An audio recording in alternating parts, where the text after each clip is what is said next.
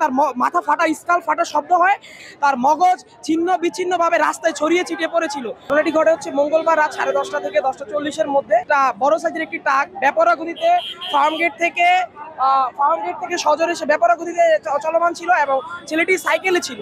তো সাইকেলটা কি ফার্স্ট হচ্ছে ধাক্কা লাগে, তার সাইকেলের হ্যান্ডেল দিয়ে ধাক্কা লাগে এবং হ্যান্ডেল দিয়ে ধাক্কা লাগার সাথে সাথে ছেলেটি পড়ে যায়। বেপরোয়া গতিতে ট্রাক চালক পড়ে যাওয়ার পরেও না থেমে সে তার মাথার উপর দিয়ে তার ট্রাকটি চাপা দিয়ে সে চলে যায় এবং চলে যাওয়ার সাথে সাথে অনেক জোরে বিকট শব্দ হয়, তার মাথা ফাটা, স্কাল ফাটা শব্দ হয় এবং মানুষজন আশেপাশে জড়ো হয়ে দেখতে পায় তার মগজ ছিন্ন বিচ্ছিন্নভাবে রাস্তায় ছড়িয়ে ছিটিয়ে পড়েছিল।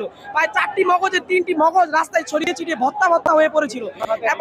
হ্যাঁ, রিফাত, তার নাম রিফাত। সে এসি এবং ফ্রিজের কন্ডিশনারের দোকানে কাজ করত। তার বাবা একজন হচ্ছে লুঙ্গি বিক্রেতা এবং হচ্ছে সেলাইকারী। তার মা নেই।